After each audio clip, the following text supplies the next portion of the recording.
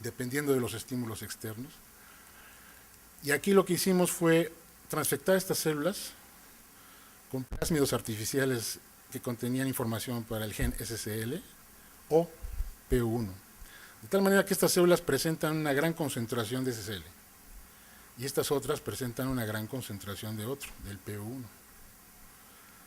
Queríamos ver si la presencia ya endógena afectaba el destino posterior de estas células, ¿verdad? Usamos ratones C3H, se aislaron células SCA1 de la médula ósea de estos ratones mediante un cell sorter. Se caracterizaron las células por citometría de flujo, se realizaron cultivos de metilcelulosa, se verificó la diferenciación de todas estas células, se realizaron también cultivos a largo plazo, iniciadores de cultivos, se les conoce como LTC-IC, a partir de suspensiones de médula ósea y células SCA1, se determinó el contenido de hemoglobina en estos cultivos y se realizó un ensayo de muerte celular por timidina tritiada. Aquí tenemos la figura 1 de este artículo. Podemos observar en el análisis por citometría de flujo dos situaciones. En el A, la médula ósea, y en el B, las células SCA1, pero después de haber sido cultivadas durante 12 días en presencia de factores de crecimiento. La médula ósea normal, teñida, con este doble marcaje importantísimo para verificar la eritropoiesis, TER 119 y CD71. Esta es una figura ya clásica de la verificación de la eritropoiesis in vitro. Se puede vislumbrar aquí cada una de las etapas de los eritrocitos. Se ha determinado que en esta región R1 predominan los proeritroblastos, avanzan hacia eritroblastos basofílicos, se convierten en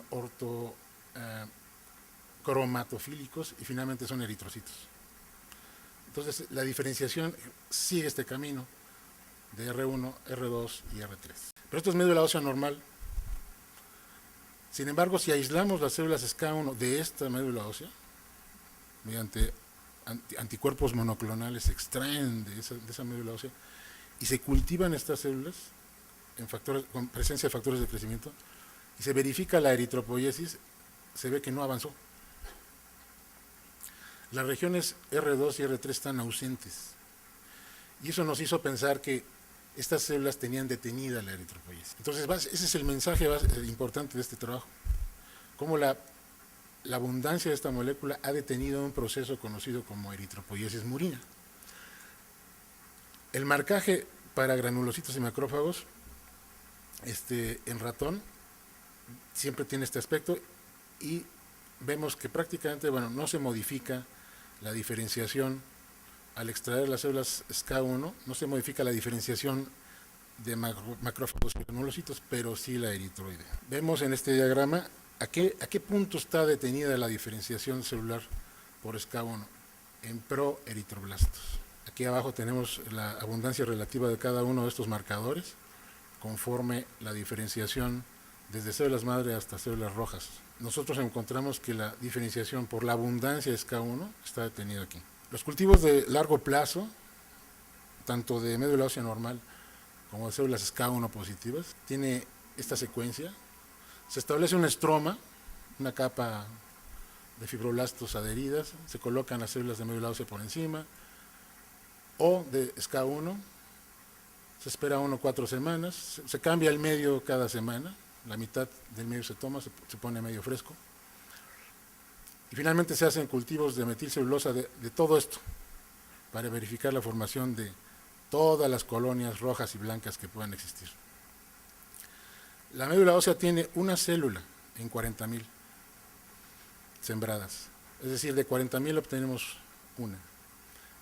Mientras que las células SCA1 hay una célula generadora de LTC-IC a partir de 60. El análisis de citometría de flujo de las distintas líneas celulares reveló que el porcentaje de SCA1 presente en la superficie de FDCP mix es de 67%. El transfectado o transfectante SCL disminuyó a 45 y el de PO1 aumentó a 87%. Esto es un hallazgo importante porque parece ser que SSL, bueno, la conclusión es que disminuye la cantidad de SCA1 y eso permite la diferenciación eritrocítica, y P1 la aumenta y eso impide la diferenciación eritrocítica de estas líneas, de esa línea FDCP1. La cinética de producción de hemoglobina de las células en el tiempo sigue este patrón. Únicamente producen hemoglobina aquellas células que tienen el SSL. ¿Sí? Las PO1, no. Las SCA1, tampoco. La médula ósea normal sí produce hemoglobina. Realizamos un diagrama de 3 componentes. Por citometría de flujo, evidentemente. Estos puntos revelan las posiciones a los días 0, 3, 5 y 7 de estos 3 componentes de estas células. Pues vean ustedes cómo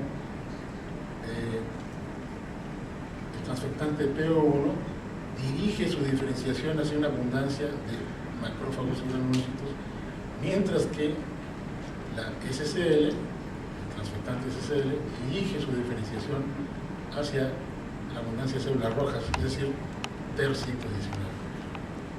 El FDCP mix es más bien intermedio. Este es el aspecto de las colonias generadas de las líneas celulares y de las células purificadas SCA1. Esta es una colonia GEMM de médula ósea total. Las células SCA1 nada más generan macrófagos, nunca van a generar células rojas. Nuevamente macrófagos en estas. Estas son células rojas teñidas con bencidina que generan color azul. Las SSL, las PU1 no son azules. Y aquí una gran colonia GMM FDCP mix. Contamos las colonias en estos tipos de células. Vemos aquí que las células SCA1 solamente van a producir pues células blancas. La médula ósea total producirá de estos 3 tipos distintos de colonias: BFUE, CFUGM, CFUGEMM. Y las FDCP mix son similares a la médula ósea total. Aquí hicimos un conteo particular de célula por célula. Se contaron 500 células de estas líneas. Vean ustedes las células positivas a la bencidina, es decir, generadoras de hemoglobina, pues casi nulo aquí. Los SSL son grandes, obviamente, porque este transfectante favorece la diferenciación eritrocítica. Las SCA1 no había nada. Este neo es un control interno, un transfectante con neomicina, que nos sirve de control para verificar que no hay daño con estas transfecciones, ¿verdad? Y la FDCP mix se parece al neo. Finalmente, esta es la última de transparencia, tenemos el ensayo de muerte con timidina que demuestra que las células SCA1 son mantenidas en quiescencia. Es decir, la timidina solamente destruye aquellas células que están en ciclo, y cuando son transferidas a un medio con factores de crecimiento solamente van a responder a aquellas que están vivas. De tal manera que SCA1 pareciera que mantiene las células latentes y que corrobora descubrimientos previos. Bueno, muchas gracias. Bien, vamos a pasar con el segundo lugar de la investigación básica, que es titulado Acute Maternal Cytomegalovirus Infection is associated with significantly decreased numbers of CD34 positive cells in umbilical cord blood. Y va a ser presentado por el doctor José Carlos Jaime Pérez del Hospital Universitario. Bueno, pues buenas noches. Al igual que los que me antecedieron, me gustaría pues agradecerle a la mesa directiva de la AME, no nada más a esta, principalmente, que tiene esta excelente idea, a las previas que han ido preparando el camino para que vaya haciendo cada vez más complejo y más con mayor impacto el trabajo que se hace en la agrupación.